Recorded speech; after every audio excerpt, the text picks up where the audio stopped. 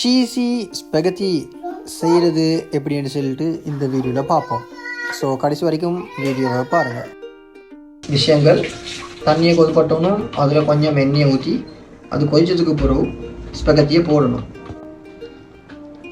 ஸ்பெகத்தி எப்படி செய்கிறேன்னு தான் நாங்கள் இந்த வீடியோவில் பார்க்க போகிறோம்.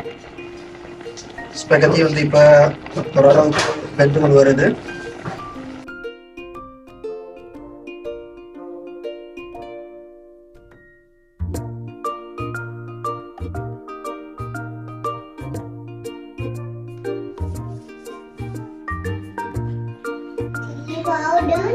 சிக்கன் மேரினேட் பண்ணி வச்சுக்கிறோம்.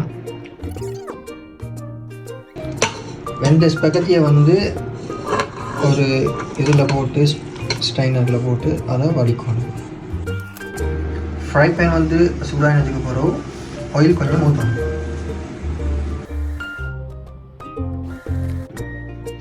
எண்ணெய் சூடானதுக்கு பிறகு மேரினேட் பண்ணி வச்சுக்கிற சிக்கனை அதில் போட்டு கொஞ்சம் லைட்டாக ஃப்ரை பண்ணிக்கலாம்.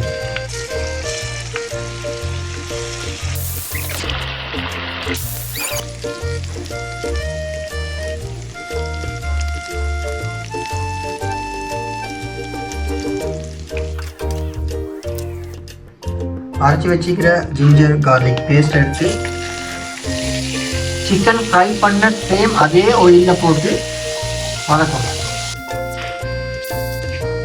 அதுக்கப்புறம் வெட்டி வச்சுக்கிற பெரிய வெங்காயம் அதையும் ஆட் பண்ணிக்கணும்.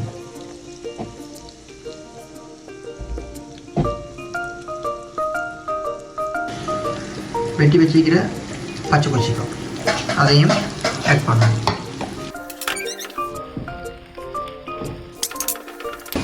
வெங்காயம் கொஞ்சம் நல்லா வதங்கம் காட்டியும் ஃப்ரை பண்ணணும். வெங்காயம் ப்ரௌன் கலர் ஆகினதுக்கு பிறகு வதங்கின பிறகு வெட்டி வச்சுக்கிற கேப்சிகம் அதையும் ஆட் பண்ணிக்கிறோம்.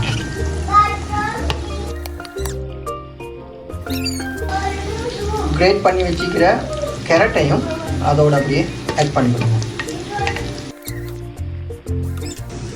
இப்போ ஸ்பைசஸ் டைம்.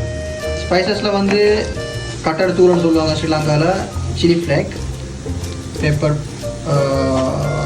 மிளகுத்தூள், அதே மாதிரி காஷ்மீர் சில்லி, அது எல்லாத்தையும் போடணும்.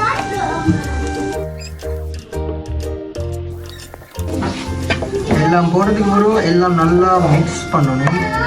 நல்லா மிக்ஸ் பண்ணிட்டு எல்லாம் கொஞ்சம் வெந்ததுக்கு பிறகு அடுத்த சொல்கிறேன் நான்.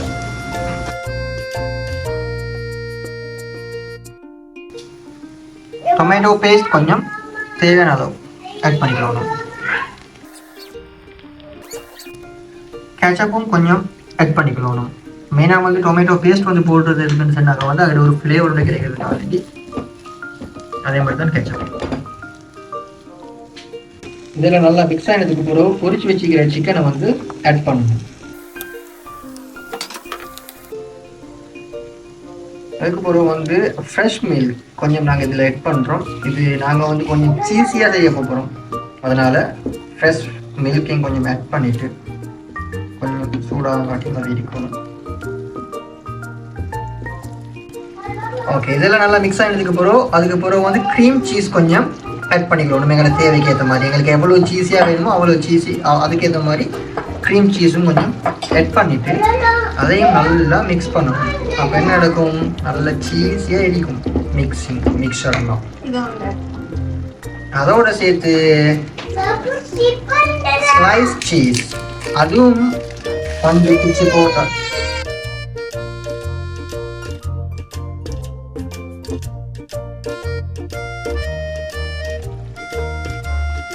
அவிச்சு வச்சிருந்த ஸ்பெகத்தியை லாஸ்ட்டாக ஆட் பண்ணிக்கணும்.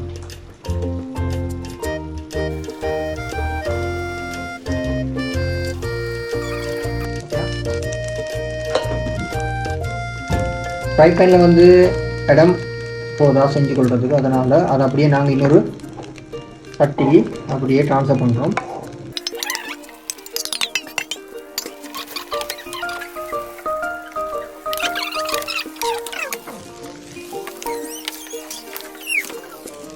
பின்ன இவ்வளவுதான் விஷயம். நீங்களும் ட்ரை பண்ணி பாருங்க வீட்டில். ட்ரை பண்ணி பார்த்துட்டு ரிசல்ட் எப்படி என்ன மாதிரின்னு சொல்லிட்டு ட்ரை பண்ணி பார்த்தீங்கன்னு சொன்னாக்கா கமெண்ட்ல சொல்லுங்கள்.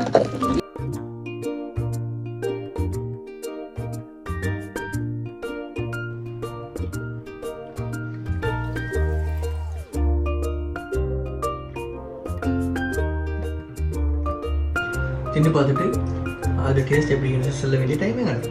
ஓகே, சீஸ் டேஸ்ட் வருது. ஓகே, அதே மாதிரி வந்து உரப்பு கொஞ்சம் எனக்கு கொஞ்சம் கூடுதலாக இருக்கிற மாதிரி ஒரு ஃபீல் உண்டு. பட் நீங்கள் செய்ய போக்கில் உரப்பு உங்களுக்கு எந்த அளவுக்கு தேவையோ ஸ்பைசி அதுக்கேற்ற மாதிரி நீங்கள் ஸ்பைஸஸை ஆட் பண்ணிக்கணும்.